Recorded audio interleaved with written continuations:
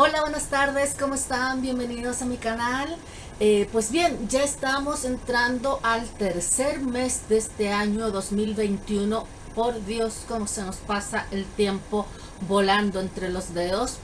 Y durante febrero tuvimos esta suerte de tema común en el cual cada semana fuimos viendo poetas que estaban compilados en el Manyoshu, que es la primera antología de poesía autóctona japonesa. Pues bien, pensando un poco en eso, hoy día vamos a hablar de otros textos que fueron producidos en la misma época del Manyoshu. O sea, vamos a hablar de los inicios de la literatura clásica japonesa, periodo Asuka y Nara. El periodo Asuka va desde el 585 al 709 y el periodo Nara va desde desde el 710 al 794. Por lo tanto, vámonos con el video.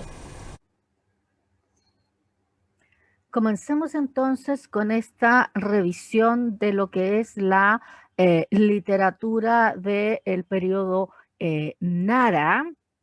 Acá tenemos Asuka porque evidentemente se empieza a gestar previamente con lo que es la literatura oral y ya es en Nara cuando comenzamos a tener textos escritos. El primer texto que se redacta en Japón es el Kojiki o Crónica de los Hechos Antiguos en el año 712 por orden de la emperatriz Genmei. Se le encarga a Ono Yasumaro que se reúna con Hieda no Ari, que era una cataribe. Las cataribes eran las encargadas de memorizar lo que es la literatura oral, memorizar los mitos, las leyendas, las líneas genealógicas, etcétera, para conservar esa información en un periodo donde todavía no existía escritura.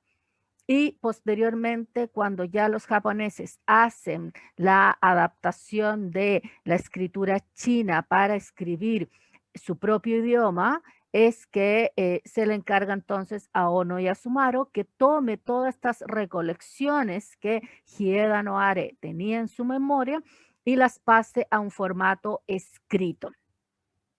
Está catalogado como un texto histórico, un shisho, a pesar que para estándares occidentales podríamos decir que más de la mitad es mitología. Pero, sin embargo, en la clasificación literaria japonesa es, como dijimos, un shisho. Abarca el periodo desde la creación y la fundación de Yamato, que es el nombre antiguo de Japón, hasta el reinado de la emperatriz Suiko, que va desde el 592 hasta el 628. Por eso yo les comentaba que a pesar de que es en el periodo Nara donde aparecen los primeros textos escritos, podríamos decir que ya desde el periodo Asuka es que nos encontramos con el germen de estos futuros textos. Está escrito en una mezcla de chino clásico y transcripción fonética del japonés. Son 3 rollos. El primero está dedicado a los hechos de los dioses en Takamagahara, estos dioses especiales y después las 7 generaciones de dioses. El segundo rollo involucra los hechos de los dioses en la tierra con esta pareja de hermanos esposos, Izanagi e Izanami, quienes crean Japón y después lo pueblan no solo con los seres humanos, sino también con toda la naturaleza y por supuesto después sus hijos, sobre todo sus 3 hijos últimos, Amaterasu, Tsukuyomi y Susanoo. Y por último, el tercer rollo está enfocado en los hechos de los hombres con la figura del emperador Jinmu, que sirve para linkear esta genealogía de dioses con la genealogía humana y que sienta la base, la fundación de por qué los emperadores japoneses tienen derecho a reinar sobre su pueblo, es porque descienden directamente de los dioses. Acá tenemos una imagen de una de las ediciones del Kojiki. Al su lado derecho tienen la edición de Kadokawa en su serie Grandes Clásicos de la Literatura, valga la redundancia, clásica japonesa. Y en el lado izquierdo tenemos una edición que hay en español. El siguiente texto que se produce en el periodo Nara es el Fudoki, que es una descripción regional de clima, cultura, geografía, etcétera. Una suerte de almanaque, para que se hagan una idea.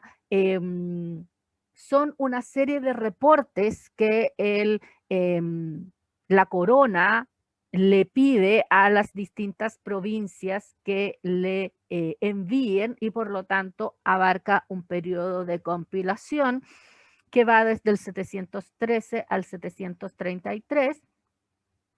Esto sucede después de la reforma taica del 646 y el código taijo del 701, donde se sientan las bases para esta pueblo unificado bajo el gobierno de los emperadores.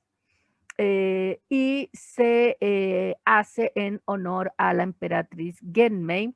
Cada gobierno provincial debía recolectar y entregar un informe con los nombres de los distritos y pueblos, los recursos naturales de cada zona, la fertilidad de la tierra, la etimología de montañas, ríos, llanuras, etcétera, y mitos y leyendas folclóricos de cada zona. Acá tenemos una carátula de una edición japonesa actual de la editorial Heibonsha. No existe traducido al español. El siguiente texto que nos encontramos de estos primeros textos que se redactan en Japón en el periodo Nara es el Nihon Shoki o Registros de Japón. Es del año 720 y está compilado entre el príncipe Toneri y Ono Yasumaro, quien había sido el redactor del Kojiki, el primer texto. Podríamos decir que el Nihon Shoki es básicamente lo mismo que viene en el Kojiki, solo que el apartado histórico es más amplio por la sencilla razón de que fue redactado varios años posteriores. Por lo tanto, hubo más tiempo para reunir información. Está dedicado a la emperatriz Genmei también. Son 30 rollos. Comienza, al igual que el Kojiki, con los mitos fundacionales hasta los reinados de Tenji, Tenmu y Jito. Está escrito en chino clásico. Acá tenemos a su lado derecho una edición contemporánea del Nihon Shoki y al lado izquierdo una edición en inglés, ya que no está en español. El siguiente texto de estos textos primigenios japoneses es el Kaifuso, lo podríamos interpretar este título como afectuosa recolección de poesía. Fue compilado en el 751 por un compilador desconocido. Tiene un total de 120 poemas de 64 poetas y es una compilación de poesía estilo chino o kanji. La palabra kanji se utiliza para indicar poesía que sigue el formato chino, ya sea por autores chinos o por autores japoneses. Los kanjis que componen la palabra, el primero, el de kan, hace mención a China y el segundo, shi, hace mención a poesía. Acá tenemos una versión actual de el Kaifuso, tampoco está traducido al español. El siguiente texto que tenemos del periodo Nara es el Manyoshu o Antología de Miles de Hojas y es la primera antología de poesía autóctona japonesa, compilada en el año 759 por Otomo no Yakamochi. Está compuesta por 20 rollos sin una separación temática, o sea, dentro de un mismo rollo hay poemas de diversos temas. Tiene un total de 4.536 poemas divididos de la siguiente manera. Hay 4.207 tanka o poema corto, hay 264 nagauta o choka, poema largo, hay 60 sedooka, que era un tipo de poema que tenía una repetición en la métrica, era 577, 577, 4 poemas chinos o kanji y un bosukusekika, que eran los poemas escritos en los pies de Buda, en este caso el Buda, los pies de Buda que están en el templo Yakushi. Y además incluía 22 pasajes de prosa china.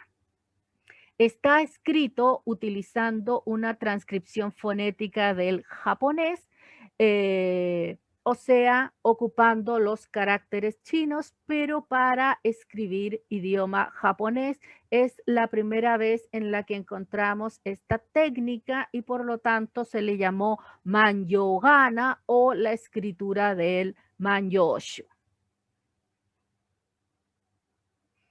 Acá tenemos al lado derecho una edición contemporánea del Manyoshu, en este caso de la editorial Kadokawa, en su serie Grandes Clásicos de la Literatura Clásica Japonesa, y al lado izquierdo la única edición que hay hasta el momento en español bajo el título Manyoshu por una traducción de Antonio Cabezas.